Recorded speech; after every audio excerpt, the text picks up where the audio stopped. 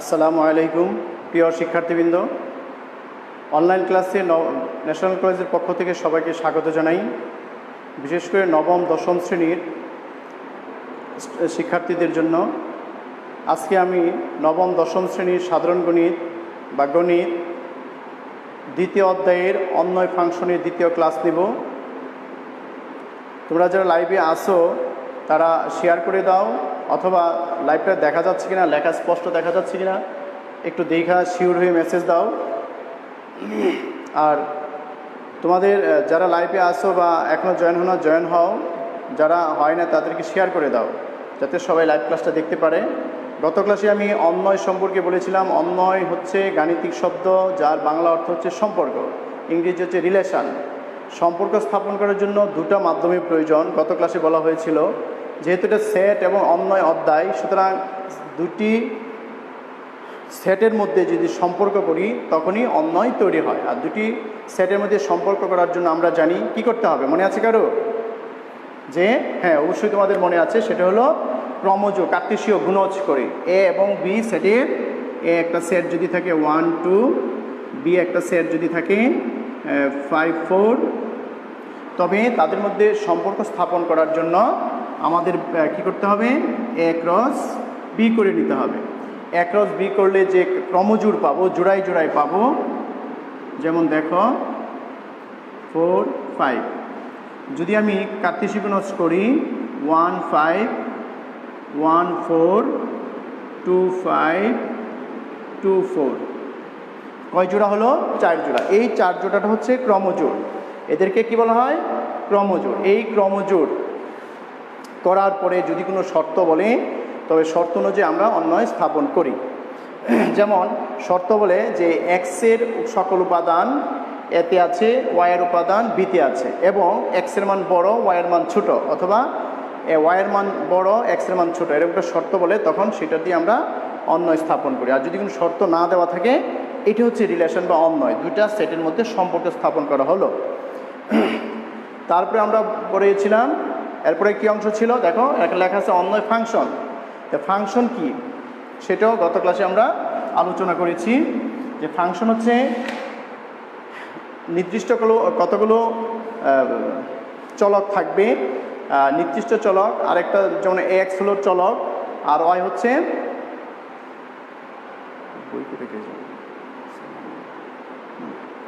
Y হচ্ছে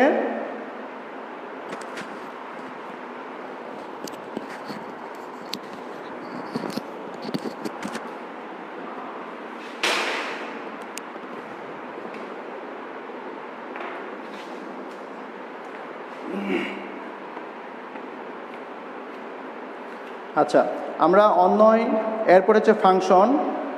ফাংশনে দুটি চলক থাকে, একটা হলো স্বাধীন চলক, একটা হলো অধীন চলক। যেমন আমরা লিখি এফ অফ এক্স, একটা ফাংশন যদি লিখি x square plus 5x plus 3, এরকম যদি লিখি একটা ফাংশন, তো এই এক্সটা হচ্ছে স্বাধীন চলক। এক্সের মান বিভিন্ন হতে পারে, যেমন এক্সের মান দেওয়া আছে 1 2 3, এরকম অনেক মান দেওয়া থাকতে পারে।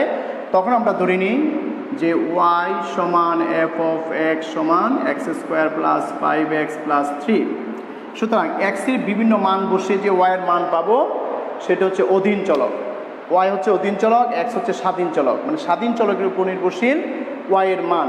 সুতরাং আমরা ফাংশন নির্ণয় করার জন্য দুই ধরনের চলক আমরা পেলাম। এই চলকের ফাংশনে আমরা কয়টা অঙ্ক করিয়েছি? কত নম্বর পর্যন্ত তোমাদের মনে আছে কি?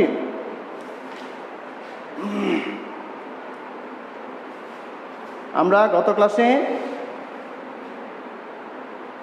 ফাংশনের 16 পর্যন্ত অঙ্ক করিয়েছি, অনুসরণী 2.2। যেমন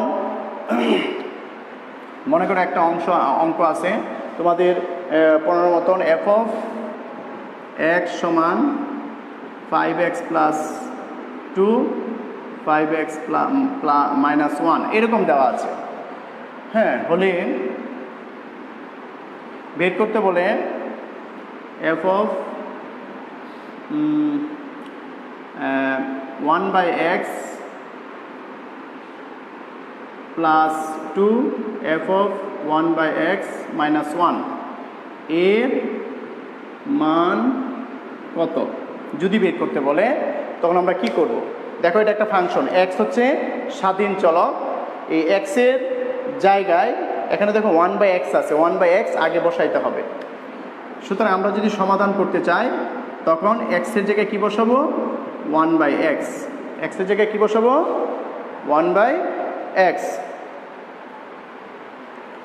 তারপর কি হয় দেখো, 5 1/x প্লাস 2, 5 1/x মাইনাস 1। এখন যদি ক্যালকুলেশন করি, উপরে হবে 5, নিচে হবে 1 প্লাস 2, 5 মাইনাস 1। লাইভে যারা আছো তারা একটু কমেন্টস দাও যে স্যার লেখা দেখা যাচ্ছে। হ্যাঁ, লাইভে যা আছে, মৌমি 10ম শ্রেণীর স্টুডেন্ট, আর লিওন 10ম শ্রেণীর সায়েন্সের স্টুডেন্ট। 9ম শ্রেণী কাউকে দেখা যাচ্ছে না এখনও, আশা করি জয়েন হইবে। আমরা যদি সমাধান করি, এখানে দেখো গত ক্লাসে বলছিলাম 5 দিয়ে গুণ, সেটাও ভালো। আমি 5 দিয়ে গুণ করাটাই ভালো। লবহরে যদি 5 দিয়ে গুণ করি, 5 গুণ করলে কি হয়? 5 প্লাস 5 দুগুণে 10, সরি এক্স দিয়ে গুণ করবো, 5 না এক্স দিয়ে গুণ করবো। এক্স দিয়ে গুণ করলে এক্স, 5 প্লাস 2x। এখন যদি এক্স দিয়ে গুণ করি এক্স হবে। লবহরে কী দিয়ে গুণ করছি? লব ও হরে এক্স দ্বারা গুণ।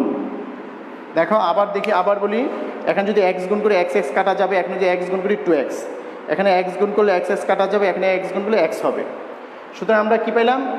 এফ অফ 1/x এর মান এই অংশটা। এখন দেখো, যদি গত ক্লাসে কিন্তু আমরা যোজন বিজন করে করছিলাম, যখন এখানে 1 থাকে এখানে 1 থাকে, প্লাস মাইনাস। দেখো এই দুইটার সংখ্যা কিন্তু এক না, তার মানে কি আমাদের এখানে মান বসিয়ে দিতে হবে। প্রদত্ত রাশি লিখে, প্রদত্ত রাশি লিখে তারপর মানটা বসালে আমরা সেই অঙ্কটা পাবো। আচ্ছা, আমি যদি এখন এখানে প্রদত্ত রাশি লিখি, প্রদত্ত রাশি কি ছিল? F of 1/x plus 2 F of 1/x minus 1। F of 1/x এর মান কত পেলাম? 5 plus 2x, 5 minus x plus 2। এটার মান 5 plus 2x, 5 minus x minus 1। ঠিক আছে? এখন যদি আমি এটার লসাগু করি, দেখা যাচ্ছে, আমি এটার নিচে আর যাবো না, এখানে যাই যাতে দেখা যায়। এখন উপরে যদি লসাগু করি, কি হবে লসাগু? 5 মাইনাস x, আর উপরে থাকবে 5 প্লাস 2x। এই যেখানে প্লাস আছে প্লাস দিব। আমরা জানি একা থাকলে ডাইরেক্ট কী হয়? গুণ হয়। 2-র সাথে এটা গুণ করলে কত হয়? 5 দুগুণে 10 মাইনাস 2x। আর নিচে একইভাবে লসাগু যদি করি, 5 minus x, 5 plus 2x minus minus, আর এই মাইনাসে প্লাস হয়ে যাবে, 5 প্লাস x। এখন যদি আমরা উপরে যোগ বিয়োগ করি, যেমন 5 মাইনাস x, উপরে দেখো যোগ করলে কি হয়? 2x কাটা যায়, 10 আর 5 15 ইন্টু 5 মাইনাস এক্সটা। এখন দেখো কি হয়, 5 কাটা যায়, 2x থেকে x বিয়োগ করলে নিচে থাকে একটা 3x থাকে, তাই না? 2x আর x 3x। এখন দেখো 5 মাইনাস x, 5 মাইনাস x কাটা গেল, হলো 15/3x। 3 দিয়ে যদি কাটি, 3 5 15x। এটা হলো অ্যান্সার। সুতরাং গত ক্লাসে এই জাতীয় অঙ্ক কিন্তু আমাদের অনেকগুলি করানো হয়েছে। আবার সে একই রকম অঙ্ক আমি দেখিয়ে দিলাম। আচ্ছা, 2/1 বোন সাদিয়া। হ্যাঁ, সাদিয়া 9ম শ্রেণীর স্টুডেন্ট। সাদিয়া, তুমি শেয়ার করে দাও তোমাদের অন্যান্য বান্ধবীদেরকে 9ম শ্রেণী, কারণ 9ম শ্রেণীর জন্য খুবই গুরুত্বপূর্ণ। কারণ আমি বইয়ের অঙ্কগুলি মাত্র দেখাচ্ছি, সৃজনশীল যখন আলোচনা করব তখন আরও ভালো হবে। সাদিয়া, তুমি অবশ্যই শেয়ার করে দাও অন্যান্য বান্ধবীদেরকে, ক্লাসমেট যারা আছে। আচ্ছা, এরপরে চলে যাই আমরা রেঞ্জ ডোমেন। আমি গত ক্লাসে বলিয়েছিলাম ফাংশনের, এখনও বলেছি যে স্বাধীন চলক, অধীন চলক। স্বাধীন চলকটা যেগুলি বসাবো আমরা সেটা হচ্ছে ডোমেন, আর স্বাধীন চলক বসিয়ে যে মানটা পাবো সেটা হচ্ছে অধীন চলক, সেগুলি হচ্ছে রেঞ্জ। সুতরাং স্বাধীন চলকের মানটা হচ্ছে ডোমেন আর অধীন চলকটা হচ্ছে রেঞ্জ। অথবা তোমাদের বইয়ে লেখা আছে যে কোনো অন্বয়ের ক্রমজোড়গুলোর প্রথম উপাদানের সেটটা হচ্ছে ডোমেন, দ্বিতীয় উপাদানের সেটটা হচ্ছে রেঞ্জ। আমি যেমন একটা উদাহরণ দিয়ে যদি বুঝাই, যেমন তোমাদের বইয়ের 17 নম্বর অঙ্কে অন্বয় লেখা আছে, একটু খেয়াল করো। যেমন খ নাম্বার বলা আছে এস সমান কয়টা ক্রমজোড় আছে দেখো, -2 -4, তারপর কি আছে -1 1, তারপর 0 0, এগুলো কিন্তু ক্রমজোড় লিখতেছি, তাই না? এরপরে আছে 2 4, কয়টা ক্রমজোড়? 1 2 3 4 5টা ক্রমজোড়। 5টা ক্রমজোড় দিয়ে একটা অন্বয় তৈরি করছে। 2টা সেট ছিল, 2টা সেটের মধ্যে কার্তেশীয় গুণজ করে এরকম বানানো হয়েছে, যা আমি প্রথমে দেখিয়েছি। সুতরাং এটা হচ্ছে একটা অন্বয়। এই অন্বয়ের সংগ্রামে কি বলেছি? অন্বয়ের ক্রমজোড়গুলোর প্রথম উপাদানের সেট। প্রথম উপাদান কি? -2, প্রথম উপাদান কি? -1, প্রথম উপাদান 0,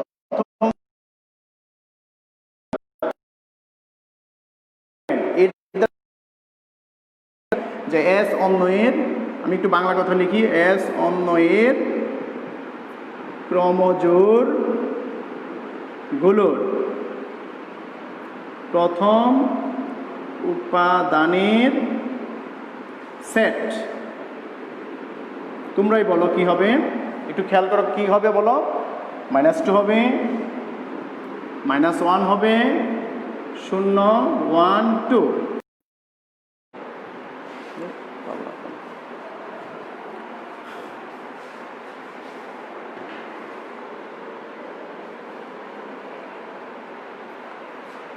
প্রিয় স্টুডেন্ট, আমাদের লাইনের সংযোগ বা অনলাইনের সংযোগের কারণে বিচ্ছিন্ন হওয়ার কারণে দুঃখিত। আবার আমি লাইভ ক্লাসে চলে আসছি। দেখো তোমাদের আমরা এখন রেঞ্জ ডোমেন শেখাবো। রেঞ্জ ডোমেনটা খুবই ইম্পর্টেন্ট, তোমরা একটু মনোযোগী হও। লাইভটা দেখা যাচ্ছে কিনা আবার একটু শিওর হও। সবাই মেসেজ দিয়ে আমাকে জানিয়ে দাও যে স্যার দেখা যাচ্ছে, লাইভ থেকে বিচ্ছিন্ন হয়ে যাওয়া হয়েছিল। হ্যাঁ, লাইভ ক্লাসটা দেখা যাচ্ছে কিনা একটু শিওর হও, একটা মেসেজ দাও যে স্যার ঠিক আছে, সাউন্ড এবং লেখা দেখা যাচ্ছে কিনা। আচ্ছা, আমি বলি, আমি এখন শিখাবো রেঞ্জ ডোমেন নির্ণয় করে কিভাবে। দেখো এস একটা অন্বয়, কি বলছি? এস অন্বয়ের ক্রমজোড়গুলোর, এটা কিন্তু জোড়ায় জোড়ায় মানে কি? ক্রমজোড়গুলোর প্রথম উপাদানের সেট। প্রথম 2টা উপাদান থাকে ক্রমজোড়ে। প্রথম উপাদান -2 -1 0 1 2, এগুলো হচ্ছে প্রথম উপাদান। প্রথম উপাদানের সেট লেখা হলো। একইভাবে দ্বিতীয় উপাদানের সেট কি হবে বলো? -4 1 0, দেখো এই যে 1 আবার আসছে, 1 1 দুই জায়গায় আছে, সুতরাং আমি 1 আর লিখবো না। 4, আগে -4 ছিল, এখন +4 হয়ে গেল। সুতরাং দেখা যাচ্ছে, একটা মেসেজ দাও। হ্যাঁ, দেখা যাচ্ছে, জি স্যার, থ্যাংক ইউ মৌমি। আচ্ছা, আমরা কী পাইলাম? এস অন্বয়ের ক্রমজোড়গুলোর প্রথম উপাদানের সেট এবং দ্বিতীয় উপাদানের সেট। প্রথম উপাদানের সেটটাকেই সংজ্ঞাতে বলা আছে ডোমেন, দ্বিতীয় উপাদানের সেটটা হচ্ছে রেঞ্জ। সুতরাং ডোমেন কি লিখতে পারবো? -2 1 0 1 2। রেঞ্জ কি লিখবো? -4 1 0 4। সুতরাং আমরা একটা অন্বয় যদি থাকে, সেটাকে থেকে আমরা এস অন্বয়ের ক্রমজোড়গুলোর প্রথম উপাদানের সেট, দ্বিতীয় উপাদানের সেট লিখবো এবং রেঞ্জ ডোমেন লিখবো। এতে আমরা রেঞ্জ ডোমেন পেয়ে গেলাম। রেঞ্জ ডোমেন সংখ্যাটা অবশ্যই ক্লিয়ার। আমি আরেকটা এক্সাম্পল দেখাবো, সেটা হচ্ছে আগে এটা যেমন তালিকা পদ্ধতি দেওয়া আছে, সেটা সেট গঠন পদ্ধতি দেওয়া থাকবে, তালিকা পদ্ধতিতে প্রকাশ করব, করে তারপর আমরা রেঞ্জ ডোমেন নির্ণয় করব। 18 নম্বর অঙ্কে দেখো, আর তোমাদের জন্য 18 নম্বর অঙ্কটা কিন্তু খুবই ইম্পর্টেন্ট। আর গণিতের সৃজনশীল মনে রাখবা, বেশি একটা পরিবর্তন হয় না, শুধু প্রশ্নটা উদ্দীপকে থাকে আর খ গতে অঙ্ক করতে বলে। এই জন্য আমি বলবো ভয় পাওয়ার কিছুই নেই। সৃজনশীলে দেওয়া আছে, দেখো এ নির্দিষ্ট করে উপাদান দেওয়া আছে -2 -1 0 1 2, এ হলো একটা সেট দেওয়া আছে, এইটা হবে ডোমেন। আর অন্যয় এস দ্বারা প্রকাশ করে, আর দ্বারা প্রকাশ করে, অন্য কোনো সংখ্যা দাও দিতে পারে x, y such that x epsilon কি লিখছে a, x epsilon a y epsilon b, y epsilon b এবং x plus y সমান 1, এটা তোমার দেওয়া আছে। এটাকে তালিকা পদ্ধতিতে আমরা প্রকাশ করব। আগে তালিকা পদ্ধতিতে প্রকাশ করে রেঞ্জ ডোমেন নির্ণয় করবো। যেমন আগে ছিল তালিকা পদ্ধতি দেওয়া ছিল, আগেটা কি ছিল, তালিকা পদ্ধতি দেওয়া ছিল, আমরা ডাইরেক্ট রেঞ্জ ডোমেন নির্ণয় করছি। আর এখন তালিকা পদ্ধতিতে প্রকাশ করতে হবে, তার মানে এখানে 2 নাম্বার, তারপর রেঞ্জ ডোমেন নির্ণয় করব। এখানে দেখো একটা শর্ত প্রয়োগ করা আছে x plus y সমান 1, এটা হচ্ছে একটা সমীকরণ, বর্ণিত সমীকরণ বা বর্ণনাকারী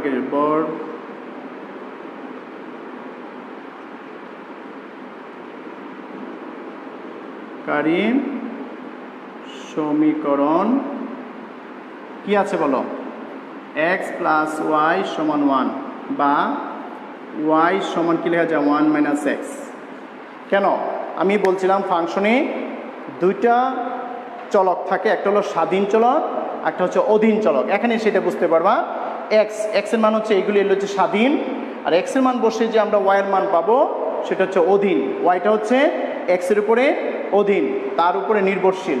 সুতরাং আমি যদি প্রথমে ধরে নিই যে এই যে সবগুলো উপাদান আছে সেগুলি x, দুইটাই কিন্তু বলছে y এর মানও x এর ভিতরে থাকবে, y এর মানও এর ভিতরে থাকবে, সরি x এর মানও এর ভিতরে থাকবে, y এর মানও এর ভিতরে থাকবে, মানে এর বাহিরে কোনো মান গ্রহণযোগ্য হবে না।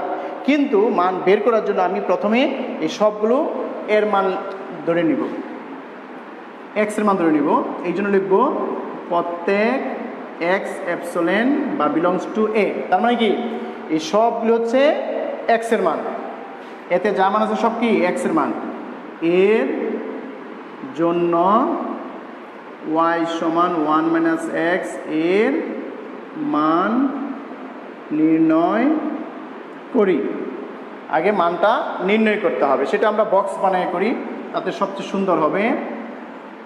যে বক্স যদি তৈরি করি, এখানে যদি আমি x লিখি, এখানে যদি y লিখি, x এর মান -2, x এর মান -1, x এর মান 0, x এর মান 1, x এর মান 2।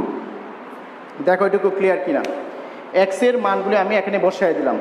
এই মান যদি আমি এখানে বসাই, যদি আমি রাফে দেখাই যে y সমান 1 মাইনাস x এর মান কত -2, ব্র্যাকেটে যদি -2 লিখি, দেখো কি হয় 1 - 2 3 হয়ে গেল। তার মানে এখানে আমরা 3 বসাবো।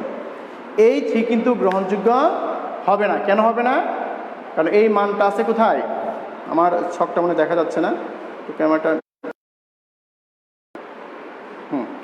এখন দেখো যে এই -1 আছে প্লাস 2 আর 1 3, এই 3 কিন্তু এর ভিতরে নেই, এটা আমরা গ্রহণযোগ্য হবে না, পরে লিখবো, আগে মানটা বসাই নিই। তারপর যদি -1 দিই 1 2, এই 2 হয়ে গেল। এরপরে যদি আমি 0 বসাই, এখানে বসাই 0, এই যে এখানে ছিল x - 0, কত হবে 1 1। যদি 1 বসাই খুবই সহজ, 0 0, ক্লিয়ার। যদি এখানে আমি 2 বসাই -1, এই -1, আচ্ছা 1 বসালে 0 হবে, এটা 0 হবে। এ হলো আমরা x এর বিভিন্ন মান আমরা এই সমীকরণে বসিয়ে y এর মানগুলি বের করলাম। এই পাশে আমি দেখিয়ে দিয়েছি কিভাবে বের করতে হয়।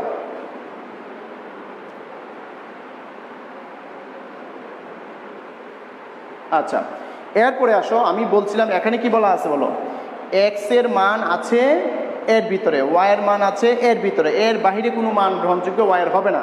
এখানে দেখো 3 কিন্তু এটার ভিতরে নেই, তো আমরা কি লিখব, যেহেতু থ্রি নট অ্যাবসোলেন্ট বা নট বিলংস টু বা নেই, একই কথা কি এ। সুতরাং এই জোড়াটা -2 3 এই জোড়াটা আর এর ভিতরে হবে না, মানে অন্যয় হবে না, রিলেশন বিচ্যুত হয়ে গেছে, তাই না? যেমন আমরা যদি ক্লাস ফ্রেন্ড তৈরি করি, সিলেকশন করি, তখন কি হয়, এরকম অনেক ক্লাস ফ্রেন্ড থাকে না একটু দুষ্ট প্রকৃতির, তখন তাদেরকে আমরা কি গ্রহণ করব না। রিলেশন করার জন্য আমরা ক্লাস ফ্রেন্ড যদি বাছাই করি, সেই ক্ষেত্রে আমরা অনেক সময় ক্লাস ফ্রেন্ড গ্রহণ করি না, কারণ সেটা যদি আমার সাথে ম্যাচিং না হয়।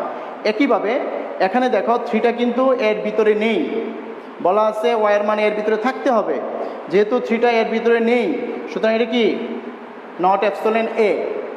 যেহেতু ওয়াইটা গ্রহণযোগ্য না, তার মানে এক্সের মানটাও যে ব্যবহার করছে এই জোড়াটা, আমরা তো জোড়াই জোড়াই লিখবো, এক্সের মান ওয়াইয়ের মান, এক জোড়া ক্রমজোড়, এক্সের মান ওয়াইয়ের মান ক্রমজোড়, এই জোড়াটা আর এর ভিতরে হবে না, এটা রিলেশন বিচ্যুতি ঘটলো। ক্লিয়ার? এই রিলেশনটা গ্রহণযোগ্য হবে না। এখন আমি লিখে দিতে পারি সুতরাং আর সমান সেকেন্ড ব্র্যাকেট, এই বাকি কয় জোড়া হবে, -1 2, এই জোড়া হবে 0 1, এই জোড়া হবে 1 0, এই জোড়া হবে, এটা কি হবে বলো, 2 -1। এই কয়েক জোড়া আমাদের গ্রহণযোগ্য হলো। আমি ব্র্যাকেটটা ক্লোজ করে দিলাম। এখন দেখো এই লাইনটা বুঝতে পারছো কিনা। এই পর্যন্ত হলো তালিকা পদ্ধতি, এই পর্যন্ত কি তালিকা পদ্ধতি। আবার বলি, যেহেতু প্রথম ক্রমজোড়টা বাদ গেল, তার মানে দ্বিতীয় ক্রমজোড় -1 2, এটা একটা ক্রমজোড়, 0 1 আরেকটা ক্রমজোড়, 1 0 আরেকটা ক্রমজোড়, 2 -1 আরেকটা ক্রমজোড়। এই হলো 1 2 3 4 জোড় হলো ক্রমজোড়।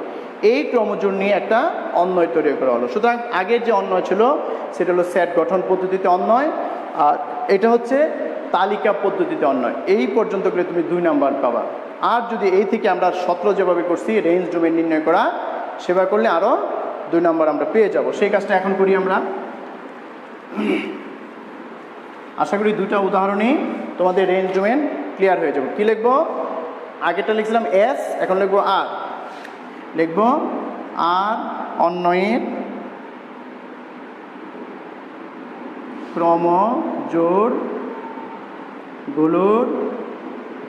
প্রথম উপাদানের সেট কি হবে বলো, উপাদানগুলি কি হবে, -1 0 1 2, প্রথমগুলি -1 0 1 2, -1 0 1 2।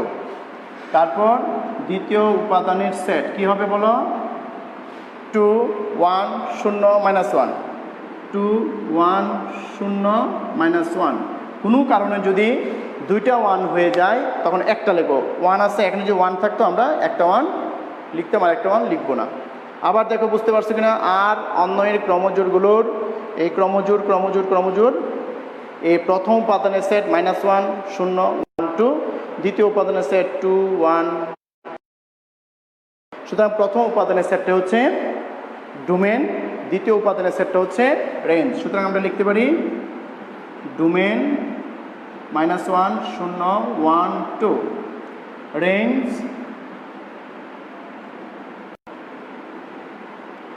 2 1 0 -1। আশা করি সবাই অঙ্কটা বুঝতে পারছো। আর এই অঙ্কটা কিন্তু খুবই ইম্পর্টেন্ট এই অধ্যায়ের মধ্যে, যে রেঞ্জ ডোমেন একটা অঙ্ক আসে নবম শ্রেণীর ইলা।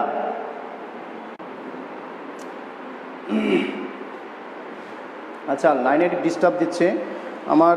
আজকের তোমাদের দ্বিতীয় অধ্যায়ের 2.2 এর অনুশীলনীর মোটামুটি সবগুলো অঙ্ক, সব নিয়মের অঙ্ক করানো হয়েছে একটা একটা করে।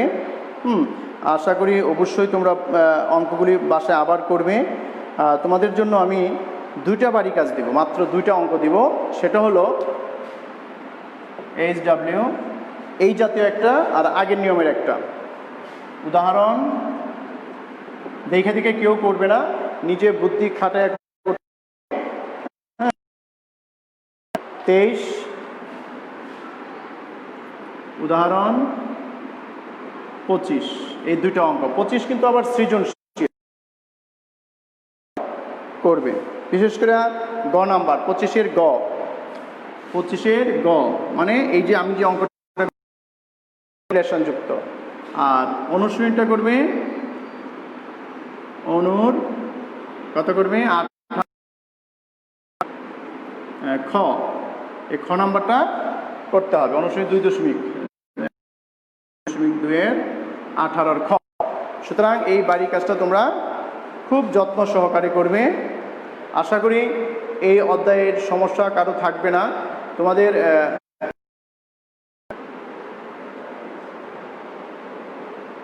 স্যার বোঝা যায়। হ্যাঁ, আজকে স্টুডেন্ট মোটামুটি উপস্থিত ভালোই ছিল। আশা করি সামনের ক্লাসে তোমরা সবাই উপস্থিত হয়ে ক্লাসটাকে সুন্দর করবে, আমাদেরকে উৎসাহিত করবে এবং তোমাদের উপকৃত হবে। তোমাদের জন্য কিন্তু ক্লাসে জয়েন হবে এবং অন্যান্য স্টুডেন্টদেরকে শেয়ার করে জানিয়ে দিবে যে এই পেজে ক্লাস নেওয়া হচ্ছে তোমাদের। আমরা বারবার বলা সত্যি হচ্ছে না। আশা করি সবাই জয়েন হবে। আজকে এই পর্যন্ত আমি ক্লাসটা শেষ করি। আগামী ক্লাসে আবার দেখা হবে। খুদা হাফেজ। আসসালামু আলাইকুম।